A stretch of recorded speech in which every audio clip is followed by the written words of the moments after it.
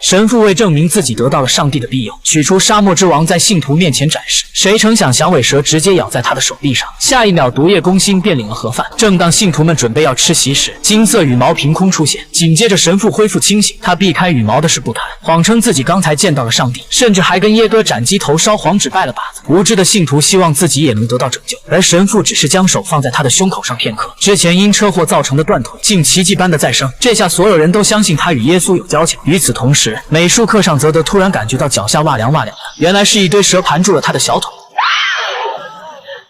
虽然是眼睛撒谎的幻觉，但泽德却认为这是恶灵入侵的警示。果然，地图上又平添了一滴血液，这里恰好是神父所在的肯塔基州。而扎康却不相信这过于虚假的报道。不过，当赶到小镇的教堂，他就傻眼了。神父还没上班，门口就已经是人满为患。老人先天失明，神父轻轻抚摸对方就可以重见光明。可尽管他是救死扶伤的好人，但地图显示这里有恶灵，就绝不会错。观察许久后，扎康竟听出神父会说以诺语，也就是天使内部常说的黑话。于是他们也装作信徒，祈求上帝的庇护。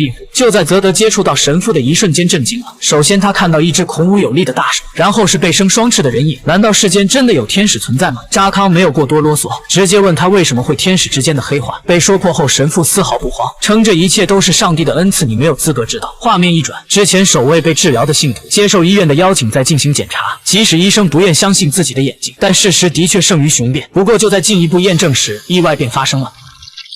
诊室内灯光闪烁，几声惨叫入耳，医生就见了上帝。可憋屈的医生到死也没搞明白断腿是如何再生的。失去理智的信徒并没有就此停手，突然的偷袭令警察根本没有招架之力，只不过发生的一切恰好被行车记录仪拍到。如果其他接受过恩赐的信徒看到这段录像，会不会惊恐的后背发凉呢？反观扎康与泽德产生了分歧，泽德被神父的手法洗礼，认为他没什么问题，可是扎康依旧坚信血液地图的指引。为验证结果，他想到了办法。由于巨大能量的崛起，周围环境必定会遭到破坏。果然，池塘里的鱼都已进了耶稣的肚子，那天使的影子又该怎么解释呢？扎康突然想到可以请天使曼尼下界，看泽德还怎么嘴硬，顺便问问他凡人怎么会拥有天使的能力。但他忘了天使下界是要占用凡人身体，这样就起不到说服泽德的效果。结果曼尼的回答更让扎康蒙圈，他说只有面向太阳，真相才会浮出水面。这是什么鬼？还没到7月7啊！曼尼走后，扎康似乎有了办法，他让泽德反复捣鼓神父的黑话。随后他们竟听到同样的以诺语回声，跟随声音的方向来到一片草原，而树叶的下面居然有个大活人。哦，不对，是另一只天使坠落凡间。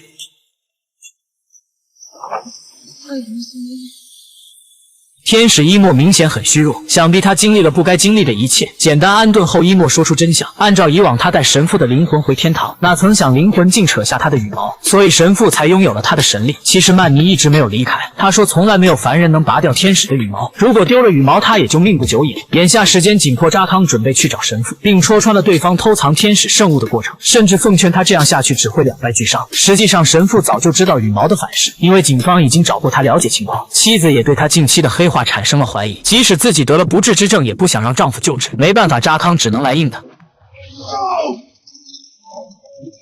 然而留守的泽德也不得消停，由于居住野外，他遭到反噬男的袭击。危难之际，扎康突然返回，不过很明显，即使有他的加入，仍然不能与对方抗衡。幸亏一把镰刀救了他们的命。转天，泽德临阵倒戈，主动去投靠神父。可即便神父渴望天使的力量，但他毕竟是个凡人，而且还是个好色的凡人。入教的标志性仪式便是洗礼。趁对方不注意，泽德拿到了天使羽毛。神父反应过来想要抢回去，却同样被羽毛排斥。也就在此时，大量接受过恩赐的信徒在这一刻反噬，他们冲向泽德，试图抢夺羽毛。不过扎康早就隐藏在了附近。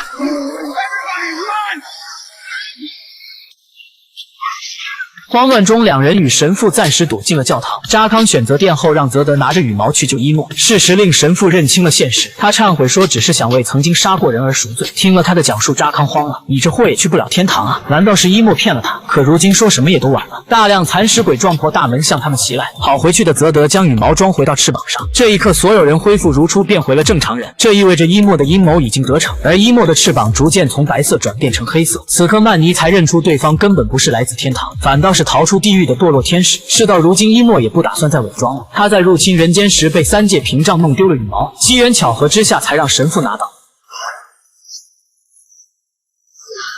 没想到扎康为抵御残尸鬼设下的结界，如今竟阻挡了堕天使，但主宰人类命运的机会唾手可得。伊莫又怎么会轻易放弃？他劫持了泽德，要挟扎康打开结界。无奈之下，扎康恳求曼尼搭把手。面对天使的铁律，曼尼选择了逃避。没有了最后一根稻草，伊莫开始嘲笑天使墨守成规的无能。Like hell. 哪曾想，曼尼的离开只是麻痹敌人的障眼法。之后，扎康将堕天使的心脏封存，却始终想不明白他是怎么冲破的3界屏障。难道终结一切的黑暗即将要崛起？